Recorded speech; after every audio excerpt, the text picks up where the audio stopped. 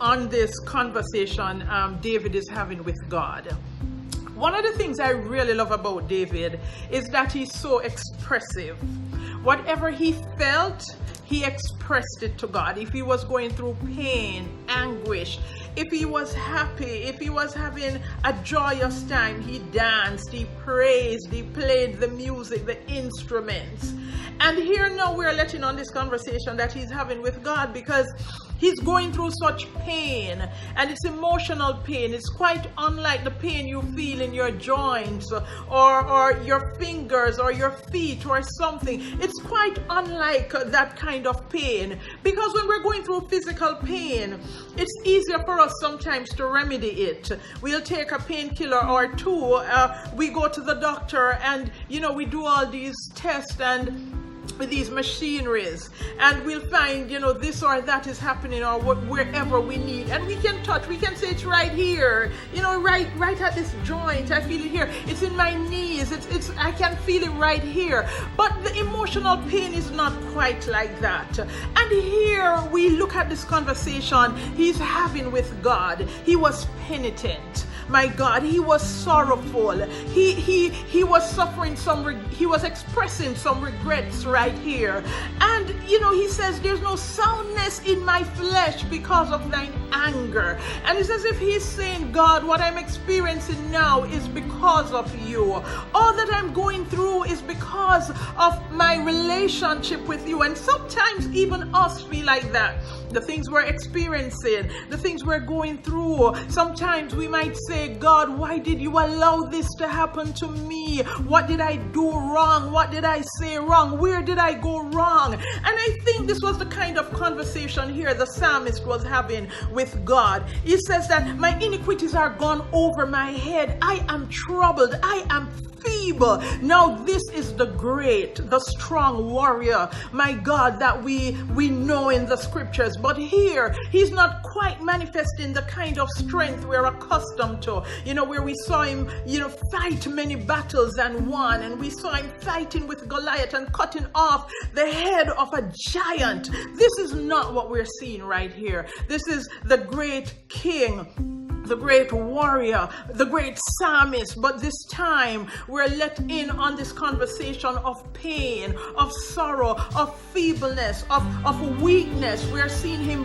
vulnerable right here, and all of that is just opening up himself to God and showing God, my friends stand aloof. I have no friend, I have no lover, I am alone, I'm in distress, I am weak, my God, and without your help I cannot make it.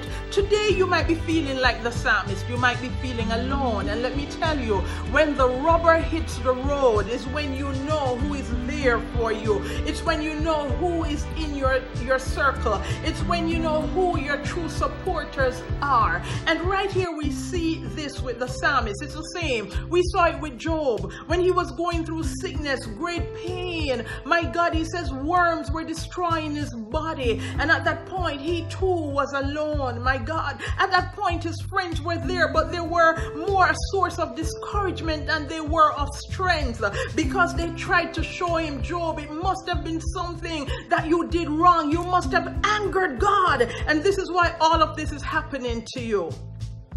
Have you ever been there? When something happens to you and you're wondering, God, why did you allow this to happen? With my service, my God, with my commitment, with my prayer, with all the prayer I've prayed, I've fasted, I've sought your face, I've walked according to your will, and I've tried my best, God, to walk in your footsteps. But still, there is trouble, there is pain, there is sorrow. There's one scripture that I always think about when I'm in distress or in pain. It says, yet it pleased the Lord to bruise him. And that's Isaiah 53. Yet it pleased the Lord to bruise him. My God, and that's speaking about Jesus Christ, the perfect one, and we are not perfect. But he was perfect. There was no sin in him. There was no fault found in him. He was the Son of God. Yet it pleased the Lord to bruise him. I want to say to you today, I don't know what your test is. You might have suffered loss, the loss of a loved one, the loss of a job. Your finance might be in turmoil right now. My God, your house might be in trouble, in sorrow, in pain. Your family might seem to be in disrepair. The marriage might seem to be on the rocks. Your health might be failing you. But I want to remind you, like the psalmist here, poured his soul out before God, because there is no pain like an emotional pain. You can't touch it. You can't show it to somebody and say, there it is, doctor, it's right there. No, you can't. And he did the only thing that he could do was express himself to God, because Jesus is indeed a friend that sticketh closer than a brother. But as he expressed himself and his sorrow and his pain, we see where he says, but God, for in you do I put my trust. For in thee, O Lord, do I hope.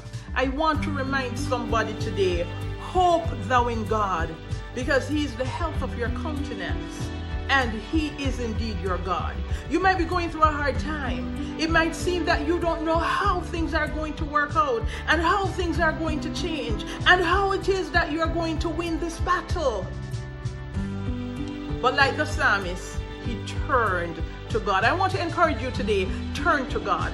In a world full of distractions, information overload, and negative influences, parents have to be vigilant to raise godly children. In Warrior Mom, author Carone Gordon encourages parents who are fresh on the battlefield or those who are already battle-worn. Warrior Mom serves to empower mothers who want to see God's plan